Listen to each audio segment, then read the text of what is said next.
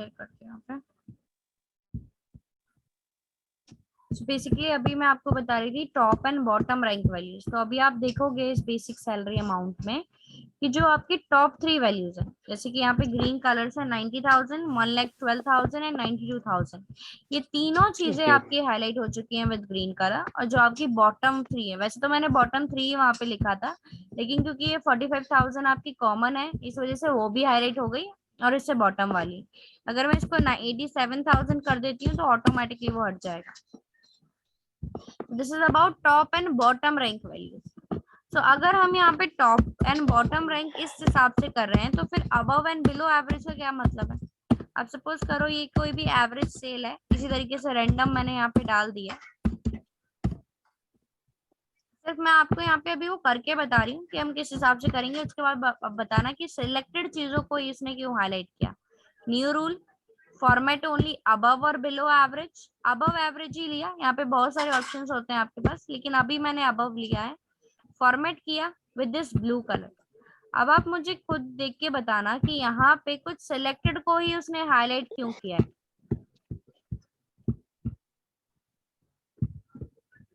उसने यहाँ पे 23,000 को क्यों नहीं किया, 56 को क्यों नहीं किया?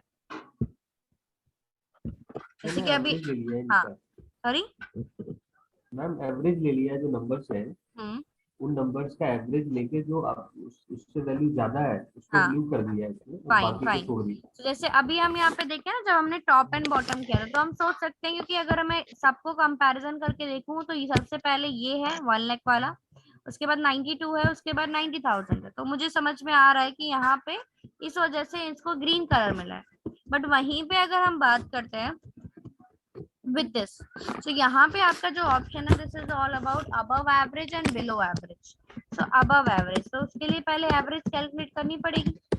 स्टार्ट किया with this average function, selection भी किया मैंने इसका, एंटर। तो आप ये देखो जो आपकी एवरेज निकल के आई है वो अराउंड 62,000, 63 आप अप्रोक्स बोल सकते हो इसको। तो 63,000 कुछ समथिंग निकल के आई है।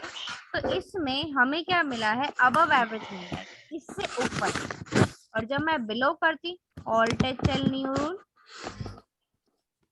तो आपके पास ऑप्शन आता बिलो एवरेज, फर्स्ट डिवीजन वगैरह भी आप इसमें डाल सकते हो। फॉर्मेट किया विद दिस ग्रीन कलर। अब आप ये देखो, ये तो मुझे कैलकुलेशन करनी पड़ी, लेकिन जो आपका कंडीशन फॉर्मेटिंग का अबव एवरेज वाला ऑप्शन होता है, वो कैलकुलेशन इनबिल्ट करता है। अभी तो डिवीजन कुछ आ जाएगा आपके पास। अगर मैं इसमें 12 34, अब आप देखो जैसे जैसे मैं अपडेट यहाँ पे करूंगी, उसी हिसाब से यहाँ पे कलर भी चेंज हो जाएगा।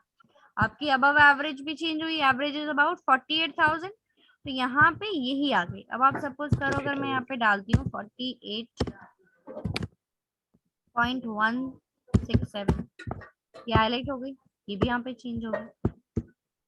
मतलब एक के इफेक्ट से वो पूरा आपका प्रॉपर चेंज करके चलेगा। This is about above average and below average, inbuilt होता है इसमें एवरेज का फंक्शन।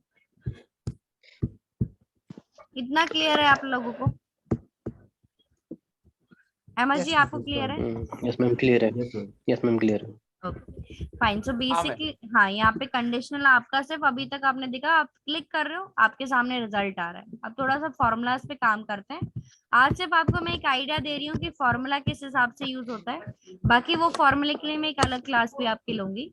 यहाँ पे आप ये देखो, कंडीशनल में जब न्यू रूल पे जाते हैं, आपको देखा कि आपने 5 ऑप्शन किए जो कि सिंपल क्लिक में हो रहे थे। आपको बस चॉइस करना पड़ेगा कि आपकी नीड क्या है। लेकिन वहीं पे एक लास्ट ऑप्शन है आपके पास, यूज ऑफ फॉर्मूला। अब इसका मैं आपको आइडिया समझाती हूँ। सपोज करो आपके पास यहाँ पे नेम ऑफ द एम्प्लॉय भी है, आपके पास बेसिक सैलरी भी है। अभी तक मैंने आपको क्या बोला कि if basic salary is greater than 80,000, तो वो एक कलर से हाईलाइट हो जाए। लेकिन अगर मैं यहीं पे बोलती हूँ कि if my basic salary is greater than 80,000, तो मेरा नेम ऑफ द एम्प्लॉय हो जाए। जैसे अगर आप देखोगे 89,000 यहाँ पर है, तो राम हाईलाइट होना चाहिए। अभी तक कैसा किया है? बेसिकली अगर 80,000 से ज्यादा अगर आपकी सैलरी है, तो नाम हाईलाइट होना चाहिए। तो आप में से मुझे कोई भी समझाए कि यहाँ पे मुझे सिलेक्शन नेम की करनी चाहिए या फिर बेसिक सैलरी में करना चाहिए। Name basic salary. अगर हम बेसिक सैलरी को करेंगे तो सिलेक्शन सॉरी हाईलाइट आपका बेसिक सैलरी होगा, लेकिन जिस चीज को हाईलाइट करना है, हाईलाइट किसको करना है आपको? नेम ऑफ द एम्प्लॉय को। हाँ, तो सिलेक्शन भी उसी का किया हमने। अब क्योंकि बी कॉलम, आपका बी कॉलम को मुझे हाईलाइट करना है on the behalf of D column.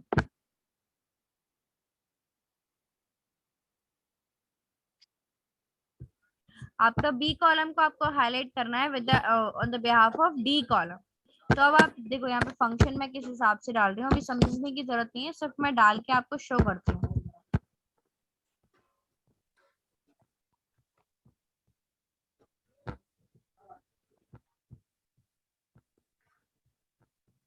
अभी आप देखो क्या बेसिक सैलरी में कोई कलर का फर्क पड़ा है?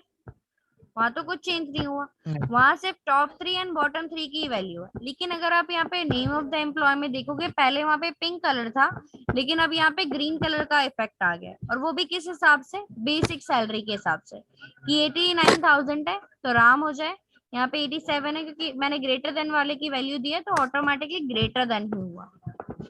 अब वो कैसे किया? Selection name of the employee की new rule, use a formula, उसके बाद न्यू रूल पे जाके यूज अ फॉर्मूला करने के बाद मुझे डालना है फॉर्मूला इक्वल। अब देखो जब आप फॉर्मूला डालोगे ना तो आपको बी से तो कोई काम ही नहीं है, मतलब कॉलम बी जो है उसको सिर्फ हाईलाइट करना है, तो सिलेक्शन हो गई उसकी। अब बात करेंगे इसकी बेसिक सैलरी। बेसिक सैलरी किस कॉलम में है? डी कॉलम में। और किस रो से हमने सिलेक्शन किया है? रो नंबर 2 से। It should be greater than 80,000। वो मैंने D2 से लेके D11 इसलिए नहीं डाला क्योंकि मैंने लिखा है D2, तो जहां तक मेरी सिलेक्शन होगी ऑटोमेटिकली ये ड्रैग हो जाएगा।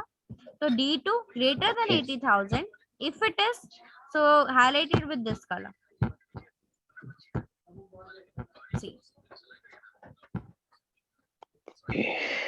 ठीक है, तो आप में से कोई भी एक ट्राई करें, मुझे हाईलाइट करना है कोड को if the department is equals to accounts. अभी तक हमने सीखा है कि हम अकाउंट्स डिपार्टमेंट को हाईलाइट कर सकते हैं, लेकिन अगर अभी इसी के हिसाब से कोड को हाईलाइट करना है, रूल पे ही मैं गई अपना यूज अ फॉर्मूला। फॉर्मूला क्या होगा? ये किसके बेसिस पे करना है कोड को? डिपार्टमेंट के बेसिस पे, मतलब जिसका भी डिपार्टमेंट अकाउंट्स है उसका कोड हाईलाइट C2 हो जाएगा उसमें। हाँ C2 कर देना। C2 हो जाएगा इक्वल टू C2। ठीक है, ग्रेटर देन। बट क्या अकाउंट्स को हम ग्रेटर देन लिख सकते हैं? ऐसे तो हम कभी नहीं बोलते कि हमारा मेरा डिपार्टमेंट तुम्हारे डिपार्टमेंट से ज्यादा है। हाँ, ये बोल सकते हैं कि हम सेम डिपार्टमेंट में है, same in the sense equal. जो आपकी अल्फा वैल्यू होती है, ये आगे लॉजिकल में भी काम आएगा, जितनी भी अल्फा वैल्यू होती है वो हमेशा इक्वल होती है, वो कभी भी लेस या ग्रेटर नहीं हो सकती। तो इक्वल, और अकाउंट्स क्या मैं ऐसे ही लिखूंगी? इन्वर्टेड कॉमा में। अब इन्वर्टेड कॉमा में क्यों कर रहे हैं पहले वो समझ लेते हैं। लास्ट में हमने क्या किया था कि जो भी बेसिकली एक्सेल है वो आपके नंबर से रिलेटेड काम करता है, आप कोई भी सिलेक्शन करो आराम से ले लेगा। लेकिन इशू यहाँ पे आ जाता है जहां पे आपके डेट फंक्शंस हो या फिर आपके अल्फा वैल्यूज हो, तो उनको कभी भी हम ऐसे सिंपली नहीं लिखते हैं फॉर्मूले के अंदर, उनको हम इन्वर्टेड कॉमा में लिखते हैं। इक्वल प्रॉपर का फंक्शन लगाया जो क्या करेगा, प्रॉपर केस में कन्वर्ट कर देगा। परचेज है, अभी तो मैं सिलेक्ट कर रही हूँ, लेकिन जब लिखेंगे तो इन्वर्टेड कॉमा में लिखेंगे। सपोज इन्वर्टेड कॉमा में मैंने इनको डाला है Soni Singh, inverted comma close, तो यही आपको इसे प्रॉपर केस में कन्वर्ट करके दे देगा। तो यही तरीका हमारा यहाँ पर भी है कि हमें अपना डिपार्टमेंट वाले सेल को किस तरीके से डालना है, इन्वर्टेड कॉमास में। इक्वल C2 इक्वल टू किसके? इन्वर्टेड कॉमा अकाउंट के। एंटर। एक मिनट, अब मैं फॉर्मेटिंग करना भूल गई तो बार बार फंक्शन नहीं डालना है। Will go to manage rule. आप ये देखो यहाँ पे डुप्लीकेट वैल्यू का भी एक फॉर्मूला है, एरर वाला भी एक फॉर्मूला है, और इसी के साथ साथ ये अकाउंट्स वाला भी एक फॉर्मूला है। तो वो आपको देखना पड़ेगा किस में एडिटिंग करनी है। उसी पे क्लिक किया, एडिट रूल, और बस फॉर्मेट पे क्लिक करके उसको कलर दे दिया।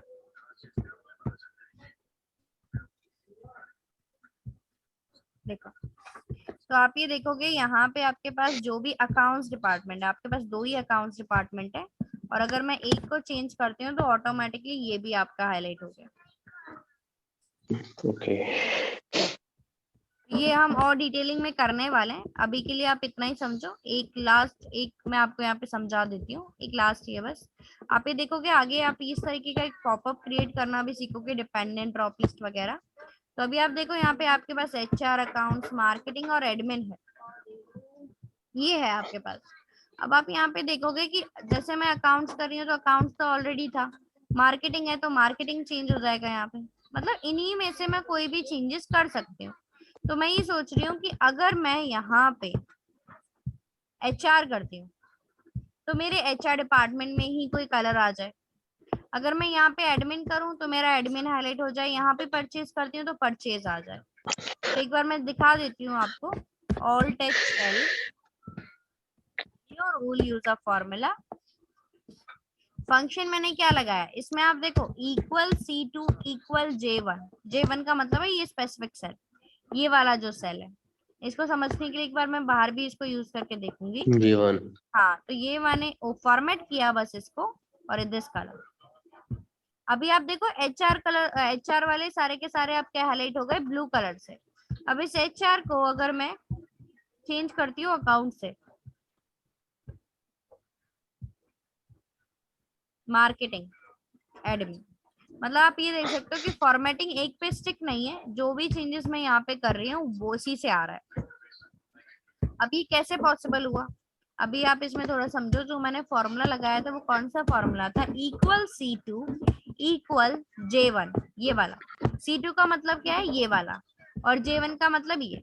एंटर किया, फॉल्स आ गया, क्यों, क्योंकि यहाँ पे मार्केटिंग लिखा हुआ है, अकाउंट्स थोड़ी लिखा हुआ है। अगर मैं अकाउंट्स करती हूँ तो अकाउंट्स आ जाएगा, ट्रू है, ठीक है। अब आप सपोज करो अकाउंट्स, ये अगर यहाँ पे ट्रू आ रहा है तो नीचे ड्रैग करने के टाइम पे भी तो ट्रू ही आना चाहिए, लेकिन बाकी में आ गया फॉल्स। अभी ये ज्यादा डिटेलिंग में समझने की जरूरत नहीं है, ये एक आपका ऑप्शन होता है, बहुत ज्यादा यूजफुल है, इसको हम बोलते हैं यहाँ पे फ्रीजिंग। एक शॉर्टकट की होती है F4, लेकिन वो जो कंडीशनल है वो ऑटोमेटिक फ्रीज करता है, इसीलिए मैं आपसे बोल रही हूँ कि D2 लिखो, C2 आपको लिखना है, कोई भी मतलब चीज मैंने यहाँ पे सिलेक्शन करने के लिए आपको नहीं बोला। लेकिन जब मैंने यहाँ पे देखा इक्वल C2 इक्वल J1, यहाँ तक तो ठीक है, नीचे गई J1 का क्या बन गया J2, और J2 में क्या लिखा J2। हुआ है, अप्लाई कंडीशनल फॉर्मेटिंग समथिंग कुछ लिखा हुआ है। यहाँ पे भी C3 C4 C5, मतलब यहाँ पे बहुत ज्यादा चेंजेस हो रहे हैं। तो बस आप इतना समझो ओके। कि J1 के आगे पीछे मैंने डॉलर लगा दिया, जिसको हम बोलते हैं फ्रीजिंग करना। अब आप ये देखना, ट्रू है, यहाँ पे भी ट्रू है और यहाँ पे भी, क्यों, क्योंकि दोनों की तरफ अकाउंट्स मैच हो रहा है। HR कर देती हूँ, HR वाले मैच करेंगे। इसमें भी मैं एक बार लगा मैच देती हूँ करेंगे। Formatting, basically alt HL, highlight cells rule, text that contain, और इसमें मुझे सिर्फ ट्रू वालों को ही फॉर्मेट करना है। ओहो sorry, alt HL, highlight cells rule. अब आप देखो यहाँ पे जैसे ही मैंने यहाँ पे अकाउंट्स HR किया तो HR वाले मैच कर गए, ठीक है, अकाउंट्स वाले मैच कर गए, मतलब जो भी फंक्शन है मैंने यही वाला फंक्शन अप्लाई कर दिया अपनी कंडीशनल फॉर्मेटिंग में। इसी वजह से जब मैंने अपना ऑल्ट HL न्यू रूल किया था तो C2 तो मैंने लिखा है कि जो C2 है वो तो मैंने लिख दिया, क्योंकि C2 बाद में C3 होगा, C4 C5 C6, लेकिन J1 को मैंने सिलेक्शन किया है क्योंकि ऑटोमेटिक डॉलर आ जाएगा और वो एक सिंगल सेल है, वो कहीं और नहीं लिखा हुआ है, और उसी हिसाब से मैंने इसको फॉर्मेट भी कर दिया। अब आप ये देखो, ये ज्यादा डिटेलिंग में अभी जाने की जरूरत नहीं है फ्रीजिंग, वरना आप कंफ्यूज हो जाएंगे। सिंपली आप अभी सोच के चलो कि सिंगल सेल है तो डॉलर डाल दिया हमने, और यहाँ क्योंकि यहाँ पे डिपार्टमेंट एक सिंगल सेल में नहीं लिखा हुआ है, नीचे भी डेटा है, तो इस वजह से उसको फ्रीजिंग में हमने नहीं डाला। तो अभी आपको यहाँ पे क्या करना है, अपना काम, मैं आपको 3 शीट शेयर करने वाली हूँ। पहली शीट तो आपको यही होगी, इसमें अराउंड 8 क्वेश्चन है, एक बार आप इसे ट्राई करोगे। उसके बाद 2 शीट्स में आपको और शेयर करूंगी, CF विद प्रैक्टिस और CF विद फॉर्मूलाज। तो आपको नॉर्मली काम करना है CF विद प्रैक्टिस पे, फॉर्मूलाज वाली शीट हम डिस्कस करेंगे अपनी नेक्स्ट क्लास में। Okay, clear everyone? Okay. Fine. So recording के साथ मैं आपको दोनों Okay, ma'am. चीजें शेयर कर देती हूँ, जितना हो सके आप इस कंडीशन में प्रैक्टिस करें, और जो भी डाउट आता है तो आप नेक्स्ट क्लास में कर मुझसे क्लियर कर लेना। Fine, okay everyone, so I will share this recording on WhatsApp, so आप उसमें चेकआउट कर लेना। Okay ma'am. Okay, ma'am. Thank good night you. Ma'am. Okay.